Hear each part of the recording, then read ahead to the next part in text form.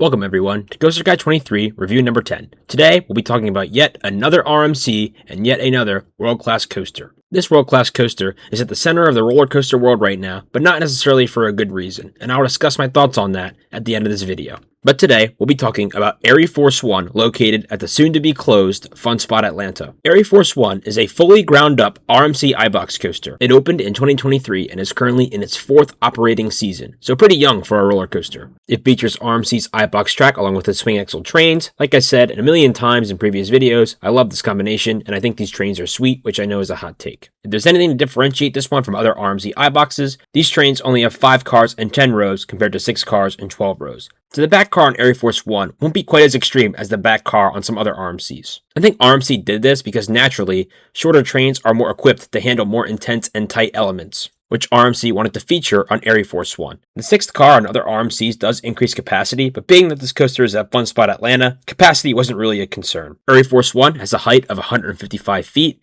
has a top speed of 64 miles per hour, and a track length of 3,400 feet. So that puts it right about mid-tier when compared to the size of other RMCs. Another thing that differentiates this coaster from other RMCs is that the structure is all steel. Rather than wooden beams, this coaster uses C-channel and I-beams to complete its lattice structure. I believe the only other RMC that uses steel iBox track on a steel structure is Swin Chaser at Kentucky Kingdom, and that was a conversion, so I'm very curious why RMC decided to go with the steel structure for this guy.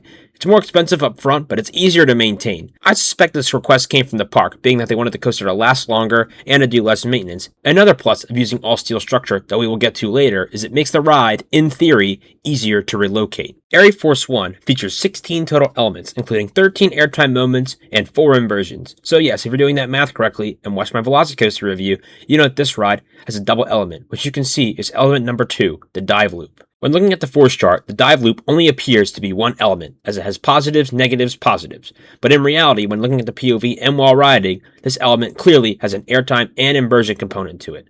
The inversion comes from the dive at the end, where you clearly rotate to the maximum degree required to be an inversion, and the airtime portion, where you clearly have some airtime banking track as you enter into the dive loop. We'll discuss more when we watch the POV, but that's the basic gist of it. Along with the dive loop, ArieForce One's other 3 inversions include a 0G stall, its signature arcade roll, and a heartline roll. Heartline rolls, 0G rolls, dive loops, and 0G stalls are some of my favorite inversions, so already the inversion score is looking promising despite us not even looking at how they actually ride yet. The remainder of ArieForce One's elements are all airtime moments, so interestingly, 0 maneuvers on this ride. 0 maneuvers on this ride is a bit of a mixed bag for me, because on one hand, airtime and inversions are both clearly better than maneuvers, but I still do enjoy a good maneuver, so I don't know. I guess I am kind of indifferent that this ride doesn't have any maneuvers. ArieForce One's airtime moments include the first drop, speed hill, outer bank turn, and then a bunch of straight ahead bunny hops. All these elements are taken within a drop to brake time of 44.42 seconds. 44 seconds of ride time is not bad, but duration is definitely not one of ArieForce One's main selling features. Jumping into the force chart, as always, I encourage you to flip back to see where each element exactly lies on the force chart. The first thing that jumps to me on this force chart is that right after 20 seconds, there is an absolutely monstrous airtime score there. A moment under 1G lasting over 2 seconds, we're looking at a over 60 at least airtime score. Another thing you'll notice, like most RMCs, is that ArieForce One doesn't really have a big moment of sustained positives. It only hits over 3.5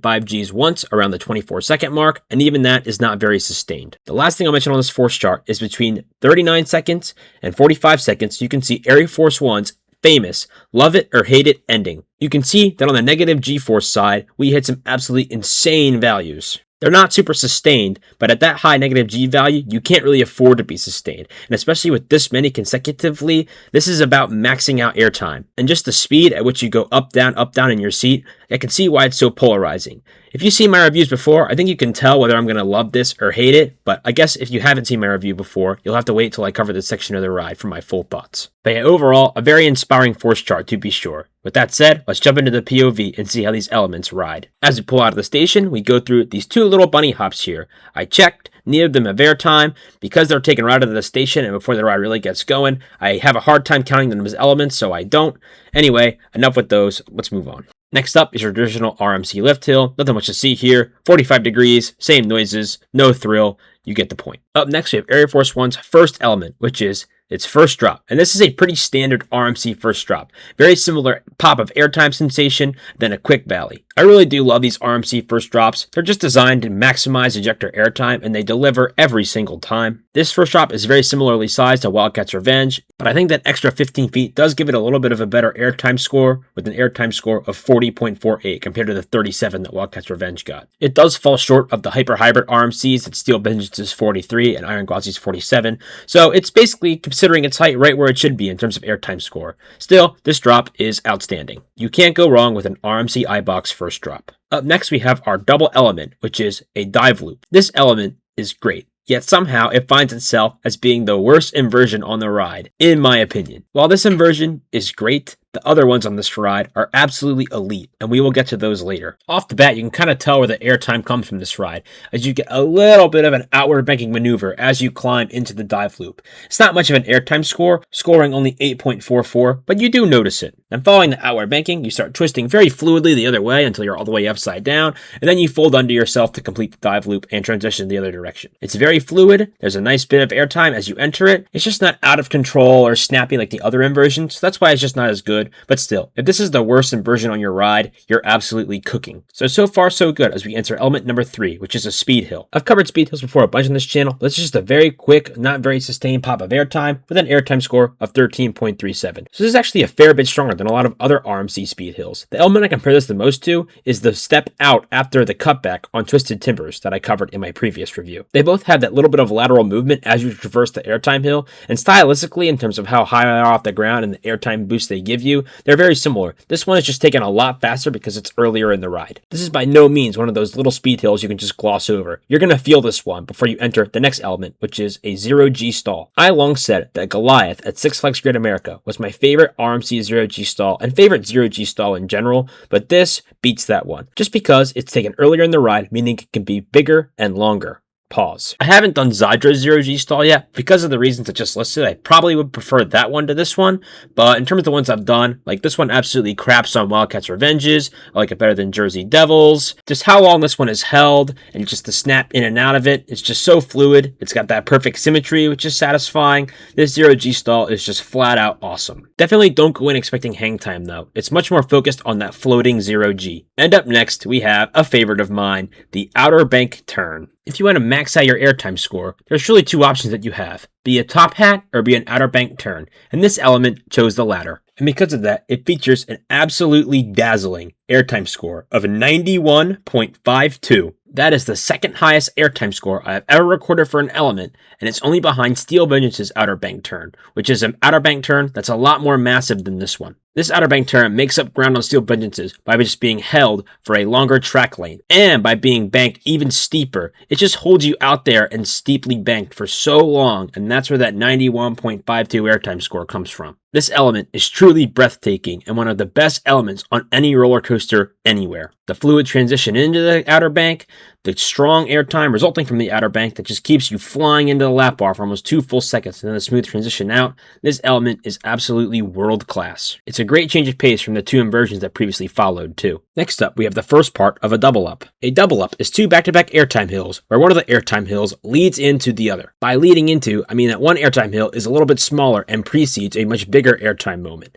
A double down is the reverse of this, where after a large airtime moment, you have another smaller airtime moment that gets you back down to ground level. With the way I classify elements, a double up counts as 2, because there's a moment of strong positives that clearly separates the elements when looking at the force chart. This first portion of the double up, which is the smaller portion of it, has an airtime score of 20.17, which for the first part of a double up is ridiculous. Then following that, we complete the double up with the much larger airtime hill that directly follows. This airtime hill has an airtime score of 58.58. Like the outer bank 2 elements prior, this element is a contender for one of the strongest airtime moments I've personally experienced. The galaxy of elements that this guy belongs in is El Toro's Camelbacks. That may seem like an outrageous claim, but hey, don't believe me? Boom, there you go. Now, the nature of the 2 elements is a little bit different, with ArieForce One hitting a higher negative G value, but El Toro being more sustained. So if you put more weight on sustained airtime, then yeah, you're probably still going to prefer El Toro, and El Toro's Camelbacks do score around 8 to 10 points higher than this, but these elements are absolutely in the same stratosphere when it comes to overall airtime.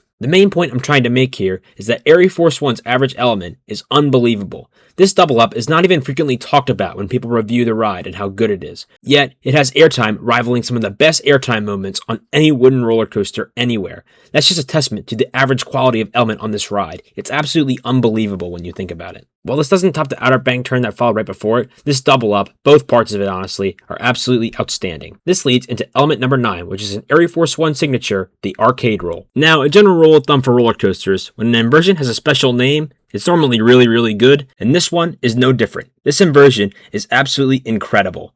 It is basically just a high-speed 0G roll that takes place over an actual arcade, hence the name arcade roll. The speed of this element is absolutely insane, and the fact that this element is somehow not uncomfortably whipping still astounds me. It just flicks you through so fast. I wouldn't say it's super intense, but just the speed, flow, and going over the arcade is absolutely unbelievable. This is right up there for me with the Mosasaurus roll and the Death roll, and while I prefer those, this is in that league. RMC, please build more high-speed low-to-the-ground 0G rolls. I can't say enough good things about this one. It's very well deserving of its own unique name. Up next is element number 10, which is this little mini twist and shout. Normally twist and shouts have very high airtime score because of the outward banking, but this one only scores a measly 1.55 in the airtime score just because the outward bank portion lasts for so little. The maneuverability though and pacing of this element is amazing, as just that quick little tip out keeps this ride fast-paced and high event. Now, I don't see many potential opportunities for improvement on this ride, but I think this could be one of them. I would probably have replaced this little mini twist and shouts, as it doesn't offer much in terms of airtime, with that ejector turn that you can find on Wildcat's Revenge. That would have kept the ride's excellent pacing and high event layout, but would have added more airtime than what this element provides. They also could have just altered the shaping of this element a bit to have a little bit more outward curvature, especially with the 180-degree right-hand turn that follows it. I'm really grasping at straws here, looking for something to improve about this ride, but this element isn't really that bad by all means, and maybe they just wanted to give you a break from all the airtime. This element is the closest thing this ride has to a true maneuver. As airtime, not great, but as maneuver, really fun. Then we hit ArieForce One's final inversion, which is a heartline roll. And guys, I'm really just running out of positive things to say about this ride, because this is yet another outstanding world-class inversion. Like the arcade roll, this one is probably worthy of its own unique name. It's that good. I'm still not even sure if this is considered a heartline roll, but you do rotate around the rider's heart during this inversion, so I'm going with heartline roll. The fact that you're cutting hard to the right, and then all of a sudden, in just a quick snap, you flip upside down, and all of a sudden you're cutting hard to the left. It's beautiful, it's snappy, it's comfortable, it's just amazing. I don't have words to describe it. This being preceded by the arcade roll and one of the best RMC 0G stalls, in my opinion, ArieForce One has the best inversions of any RMC that I've done. The arcade roll and this heartline roll are just better than a typical RMC 0G roll, so that automatically puts ArieForce One above rides like Twisted Timbers and Steel Vengeance. Iron Gwazi only has the 2 inversions, and while the Death roll is really good, the stall is just okay, so ArieForce One clears that. And Wildcat's Revenge, as much as I love those 0G rolls at the end, I prefer the arcade roll and the heartline roll in ArieForce One. So for me, ArieForce One, best inversions on an RMC coaster I've done, and it really isn't that super close if I'm being honest. After this heartline roll, we prepare for the grand finale, which is not 1, not 2, not 3, not 4, not 5, but 6 straight ahead airtime mills, all taken back to back to back to back. Y'all remember that super spiky section we saw when we looked at the force chart earlier? Well, yep, this is it. Just repeated pops of extremely strong negative Gs. It's not very sustained, but at the speed we're going here and the strength of airtime, you really can't afford to be. Going through the airtime score of every single one of these, this first bunny has 13.49, then we move on to 15.66, then 18.12, then 17.1, then 16.08, and the hop into the brake run has an 11.57. So just to set the record straight, ArieForce One delivers 6 airtime moments with an airtime score of over 10 in a span of just over 10 seconds. That is absolutely insane. This is probably my personal favorite finale on a roller coaster. It's either this one or Steel Vengeance's. Steel Vengeance kind of rivals this one a little bit. The two are just very different. This one is higher pace and hits higher negative G values, but Steel Vengeance's mixes it up a little better by twisting you around and is a little bit more controlled. I absolutely adore this finale. It's just lap bar, seat, lap bar, seat, lap bar, seat, over and over and over again. It's a beautiful thing. Now, I totally understand why people don't like this. It's not very rideable, and it's very taxing on the body, just going up and down that strongly that many times. But me personally, I absolutely love it. Now, even I would be okay with getting rid of one of these airtime hills if it meant extending the brake run so that ArieForce One stops overshooting it. Overshooting the brake run is a pretty common occurrence, but to me is a pretty significant problem on ArieForce One. Because it's currently at Fun Spot Atlanta, it's not a big a deal if it goes down for maintenance, and the park's solution to the overspeed problem seems to be to just close off a few rows to reduce the weight of the trains, and that would obviously not fly at a bigger park when you're putting that much of a strain on capacity. So even for me, I'm totally fine with getting rid of one of these airtime hills at the finale if it means extending the brake run and preventing the overspeeds. But hey, at least the speed you hit the brake run with indicates how well paced the ride is. So success? Question mark? Anyway, after tearing through these final airtime hills and hopping into the brake run, that'll conclude this POV breakdown of ArieForce One at Fun Spot Atlanta. Looking back at all of ArieForce One's airtime moments, its total airtime score is absolutely ridiculous, scoring 326.66. That makes ArieForce One the second best airtime roller coaster I've ridden,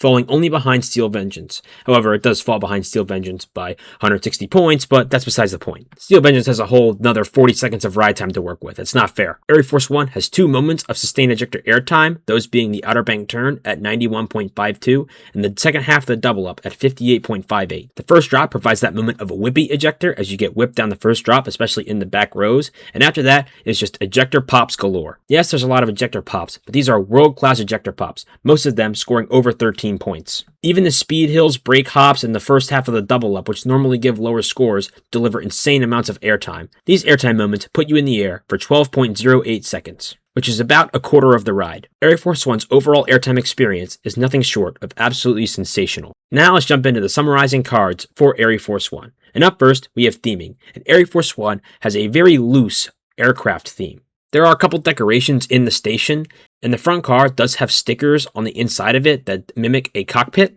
And the story behind it with how the owner's boyhood passion for aviation inspired this coaster is pretty cute, but at the end of the day, it's not much of a story rather than just you're supposed to imagine that you're in an airplane, I guess. So for theming, I'm sorry, but I have no choice but to score it pretty poorly. Up next, we have presentation, and unlike most RMCs, and probably just due to cost cutting, ArieForce One has no lose article policy. If this ever gets moved to a corporate park, they are going to have a no lose article policy on this thing, I guarantee you. On that finale with all those bunny hills, you are going to have phones flying left and right. Anyway, the roller coaster really looks nice. Operations, they only ever run one train, but they only do that because there is literally never anyone at this park. You can show up to this whenever you want. On a Saturday in the morning, Saturday night, Friday night, you will not have to wait more than 2 trains for this thing. That said, the overshooting the brake run problem does bother me a lot, and the area surrounding this ride, and honestly the park in general, just looks like crap, man. Because there's no real standard for operations at this park due to the low crowds, it's kind of hard to give presentation a fully complete score, so I'm going to score it right about there, with the main factors being the roller coaster looks nice but the surrounding area really doesn't, and the overshooting the brake run problem. Up next, we have laterals, and like a lot of other RMCs, ArieForce One doesn't really have a lot of good moments of laterals. The speed hill after the dive loop has a little bit, along with the twist and shout, but really, that's just about it. Almost all of ArieForce One's airtime moments are straight ahead. You could probably talk me into putting laterals lower, but for now, I'm going to put it here. Up next, we have positives, and again, like most RMCs, ArieForce One does not excel in positives at all. In fact, even for RMC standards, I would say ArieForce One falls below average for positives. It is much more airtime focused, and the valleys are not super tight. And in general, the valleys are pretty shallow too. Like, you don't really enter them from a very steep angle most of the time. Like, for example, the stretch of airtime hills at the end. The valleys are very shallow. So for positives, kind of same story as laterals. I'm putting it there for now, but you could probably talk me into putting it lower.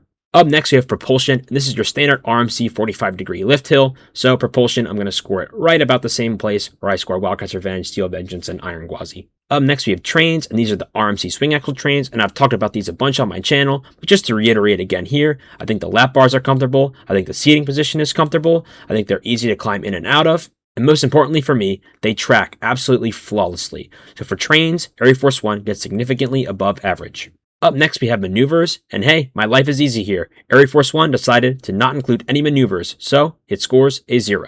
Up next, we have variety, and ArieForce One probably actually has less variety compared to other RMCs. It's all inversions, and while the inversions are variable, the airtime moments are not, as it's a lot of straight-ahead ejector pops. But I will always maintain that even an RMC that has less variety than the other RMCs still blows away the average roller coaster when it comes to variety. There's just not many roller coasters out there that implement both airtime and inversions into their layout, and different kinds of inversions, and ArieForce One does at least mix in a few different airtime moments in there, specifically that Outer Bank turn. So while ArieForce One may fall short of other RMCs in terms of variety, compared to your typical roller coaster, especially one from B&M, its variety is still very good. Up next, we have inversions, and I harped on a bunch in this video how good ArieForce One's inversions are. The dive loop is already really good, but each inversion gets progressively better until you get to the arcade roll and heartline roll at the end to cap it off. They're smooth, they're snappy yet flowy at the same time, and they contort your body in very weird ways. When you combine the best RMC 0G stall that I've ridden with two other insane world-class inversions, ArieForce One has some of the best inversions on any roller coaster, period. Up next, we have density, and ArieForce One arguably could be the king of density. There is not one dull moment on this ride. It's on to the next thing, and then the next thing, and then the next thing. And sometimes things happen so fast, you can't even process the element you just went through before you're already moving on to the next. This is one of the most element-dense layouts on the planet, and the density score that I have marked on screen reflects that. 10 out of 10. Up next, we have pacing, and ArieForce One maintains its speed extremely well throughout the layout. Even for larger airtime moments, it feels like you traverse them rather quickly, and of course the ending, where you're doing pop pop pop airtime, showcases to everyone how well the ride has maintained its speed from the moment it dropped off the lift hill. And to top it all off, this ride's pacing is so good that even its own brake run has difficulty stopping it sometimes. What a world.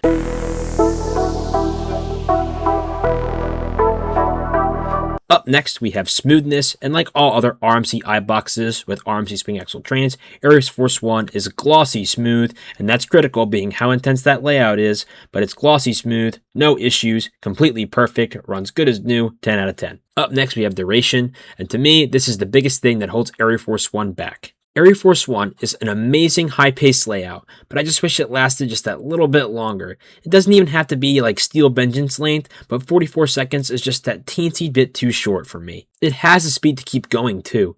I don't know where exactly you would add more into this layout, maybe after the bunny hills or in that back section after the arcade roll, but it has the speed to do more. In the grand scheme of things, its duration is still good, but when you're comparing it to the best of the best, like your Steel Vengeances and Velocicoasters, ArieForce One just falls short of those. I'm still going to give it above average, but that's the one thing holding it back in my rankings. Up next, we have airtime strength, and it really doesn't get any stronger than ArieForce One, where most of its moments hit under -1G of vertical G-force. These airtime hills pack an absolute punch, and they send you flying. And if you are not prepared for that, this ride will f*** your shit up. It's not for everyone, but it's it for me. So airtime strength, 10 out of 10. Up next, we have airtime quantity, and given ArieForce One's layout, I don't know how you could pack more airtime in. I'm definitely not sacrificing any of the inversions for more airtime. The only way to go is to extend the layout, but still, 13 airtime moments, 12 seconds of airtime, and an airtime score in the 300s, airtime quantity is going to get a near perfect. Why is it not perfect? Well, because Steel Vengeance exists, and Steel Vengeance just outperforms ArieForce One in all the airtime quantity measurements. So, I have no choice but to score airtime quantity as you see on screen. To put a bow on this review, ArieForce One is a world-class elite roller coaster that is a true contender to be the best coaster on the planet at the time of this video. It has world-class inversions, airtime galore, it runs smooth, and it just takes your breath away from start to finish. If this layout was 10 to 15 seconds longer, I genuinely think this would be my #1 coaster. But with Steel Vengeance over double the length, I have no choice but to slot ArieForce One at #3 in my current rankings. I can flip-flop on any given day whether I prefer this or Iron Gwazi, as the rides kind of have a lot of similar characteristics with the ride duration, the pacing. I just give Gwazi the slight benefit of a doubt because it's 200 feet tall. This does have a better airtime profile and better inversions than Iron Gwazi, so I can easily put this over it on any given day. It's just not over it right now. If you take duration out of the equation and just focus on this ride's elements, ArieForce One probably has the best element quality on any roller coaster. There's not a single element that doesn't hit, and there's world-class elements spattered all over the layout. This, Iron Gwazi, and Steel Vengeance are in a league of their own at the top 3 of my rankings, and the 4th best coaster has a significant gap to try to make up ground on these 3. Like I said, this is a true contender for #1 coaster in the world right now, and you really should try to get to Fun Spot Atlanta and try to ride it before it's too late. And speaking of before it's too late, let's get to the elephant in the room real quick. On June 25th, 2026, Fun Spot Atlanta announced that on August 2nd, 2026, they will be permanently closing their doors and ceasing operations for good. Unfortunately, that's not much of a surprise because, like I said, the attendance at this park is very lackluster, and the investment of ArieForce One that likely plunged the park into debt likely has a lot to do with this closure. Now, I've seen a lot going around that ArieForce One was a bad business decision, and I mean, yeah, with the park closing, it's easy to say that, but the way I see it, this park was doomed if they did, doomed if they didn't. So let's just say for experiment's sake that this park had $18 million to work with, and they decided to build ArieForce One with all of it. If you wanted to keep the big roller coaster approach, I don't know what other ride model you could have built for $18 million that would have had the appeal of ArieForce One. Like, if you replace ArieForce One with a dive coaster, or a modern Vekoma, or even a smaller Intamin launch coaster, do you really think the fate of this park would have been any different? I don't think so. No matter what roller coaster model you built, it would have just looked like it was sitting on the side of the road, and if you're not going to take the steps to ensure that locals are actually coming to this park and supporting it, I think any roller coaster model you could have built here was doomed to fail. So I don't think that building an RMC, which is to me undeniably the best roller coaster and yielded the park the best possible result, was necessarily the wrong decision here. Now, you could have fanned out the $18 million in a different way. Like, for example, you could have added a bunch of family flat rides, you could have nicened the park up a little bit, but realistically, you needed to create some kind of draw for locals to come to this park. Just cleaning up the park and adding a few family rides would not have been good enough. I've seen some suggestions going around that the $18 million used to build this ride should have been used to nice up the park, but nice up the park for what? You need something to draw people here, and ArieForce One was as good of an attempt that they possibly could have made at that. Your two options were build this for $18 million, which RMC delivered you a top 5 roller coaster on the planet, in my opinion, and hope that the park makes it big, or you could have just stayed the course as a family entertainment complex, barely scraping by operationally every year. They took the risk, they took the big swing, and it didn't work out. It happens. Yes, it sucks, and the future of the ride is in jeopardy, but to me, I still feel like this decision is justifiable, and it's just a big swing that didn't work. It happens in the business world. They had $18 million to spend to try to get as many people to come to the park as possible. Would just cleaning up the park have done that? No, I don't think so. You can go to a national park in the Atlanta area for free. This is an amusement park. You're meant to have rides, and ArieForce One is one of the best rides on the planet. It just didn't work out. And yeah, in hindsight, it looks like a bad investment, but I really think the attempt was spot on. Now, there's also the whole marketing element behind this, and if the park did a good enough job marketing this coaster, and that's not really my area, so I won't speak on it too much. But anyway, I just think the grand scheme of things, this park needed more than $18 million of investment to get by with what it was trying to do. Like, if they had built ArieForce One and nicened the park up and added some additional flat rides to draw in families, then you're probably looking at this park stay afloat. But at the end of the day, they just didn't have more than $18 million, and I don't really blame them for spending it on this. Now, let's talk about the future of this ride.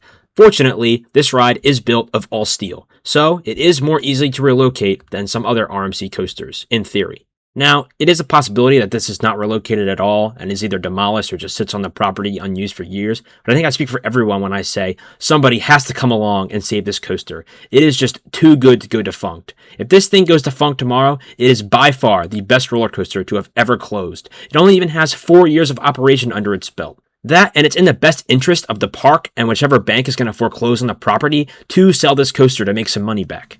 And whichever park ends up buying this, if any, I have full faith that RMC and the park maintenance staff can get this thing to a reliable operational level upon rebuilding it. And if I'm the manager of another park, I'm absolutely salivating at this opportunity. We're talking about a chance to add a premier coaster to your coaster lineup that clearly becomes the best coaster at 99% of other amusement parks for probably half the price of what you normally would have to pay for a world-class coaster. I know there's some logistical challenges. I know the structure going over the arcade could be hard to replicate. I know there's elevation changes, but I'll maintain that this roller coaster is simply too good and would help out too many other parks to not be saved. Somebody has to step up, and whoever does will be rewarded with a top 5 roller coaster in their lineup. Now, as a thought experiment, and without too much research, so don't ask me about land, where it would fit, wherever, but for fun, let's just go through some parks where this would be a perfect fit in the lineup, in my opinion. Starting off with Six Flags. I'm not sure if Six Flags is the kind of company that would take a chance on a ride like this, but if they did, there are a bunch of parks where this ride instantly comes in, becomes the #1 roller coaster, and a seamless lineup fit. The first one that comes to my mind, and a lot of people's mind, is Carowinds. The geographical distance, they could really use an RMC, and if they don't want to do Hurler and want a ground-up option instead, I think this is a great choice. I love Fury, but this is pretty clearly better than Fury and instantly becomes the best ride at that park, and the 1-2 punch of Fury at your top 2, that's just an insane lineup. Next up, I have Kings Island. They've been waiting for a Vortex replacement forever. They already have a bunch of other wooden coasters, and I've been saying that they can add an RMC to that collection for a while, so I think that one makes sense here. They also really needed Superstar Attraction, and this certainly is that, so that fixes that hole for them. For Kings Island, though, I do worry about the capacity for this thing with only 2 trains with 5 cars each. It would have roughly similar capacity, I would think, to Flight of Fear, and that line gets brutal. And Flight of Fear isn't even a major coaster at Kings Island. So we'll see. If they are not worried about capacity, I think Kings Island is a great fit. The last Six Flags park we'll cover in depth is Six Flags Great Adventure. I've been saying I want to see a ground-up RMC iBox there. I think this instantly becomes their best roller coaster in their lineup. You could put it back by Medusa. Again, though, I worry about capacity, but I think the Great Adventure would also be a fantastic fit. There's also Canada's Wonderland, and man, if this went to Canada's Wonderland, that lineup would be absolutely insane. But again, capacity issues. The next chain I want to talk about is Enchanted Parks, and I'm not really going to go into individuals because I think all parks would greatly benefit from this. Like your Six Flags St. Louis, your Valley Fair, your Worlds of Fun, this instantly becomes the best coaster at all of those and the star of the show. Like Fun Spot Atlanta though, I wonder about the financial feasibility of it all, whether this thing will actually return on an investment by drawing enough people to come ride it. Next up, we have a few wild cards. I've seen Holiday World tossed around a lot, and I think that would make a lot of sense. A mainly wooden coaster park adding an RMC iBox makes a lot of sense, and sorry Voyage stands, but this would be the best coaster at that park as well.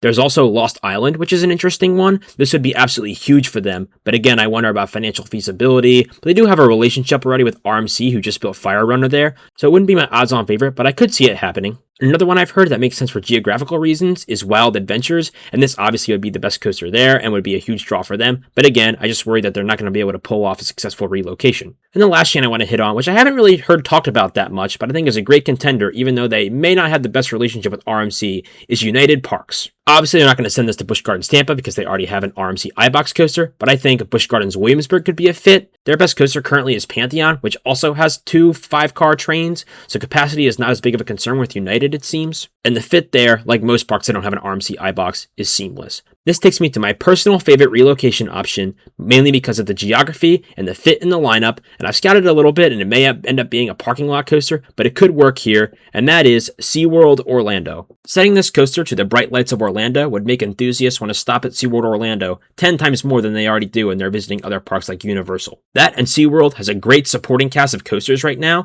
so adding a true number one, and with those supporting cast coasters, that lineup becomes a serious force to be reckoned with. SeaWorld Orlando also doesn't have a quote-unquote wood coaster, and to the GP, ArieForce One does look wooden, so I think that fills a hole there as well. I think the SeaWorld Orlando option is not that likely, to be honest, but I think the fit and the location would be awesome for this ride, and would be my personal choice if I could send it anywhere I wanted. Let me know down in the comments, A, where you think this ride is going to end up, and if it gets relocated at all, and B, if you could choose any park in the world, where would you send this thing? I'm genuinely curious. So yeah guys, that about wraps up this video. It's a very sad fate what happened to this roller coaster. It is a clear top 10 roller coaster on the planet with a true case to be number one, and the park is just in such financial trouble that they're being forced to sell it. It's truly a sad situation. Please someone step up and save this roller coaster. Unfortunately, I do have a bunch of other theme park plans and weekends booked up, so I won't be getting down to Georgia to ride this thing one last time, but boy, I wish I could. And if you have a free weekend and you are a roller coaster enthusiast, book a flight to Atlanta, go ride this thing, say your goodbyes, and then pray that it ends up in a new happy home. So that'll wrap up my review and discussion for ArieForce One at, for now, Fun Spot Atlanta. If you want to learn more about my roller coaster experiences, such as my full ranking of all my credits, park visits and trip reports, ride counts, force charts, and more, find me on the sites listed in front of you. A link to each will be in the description. Thank you all so much for watching, and I hope to see you in the next one.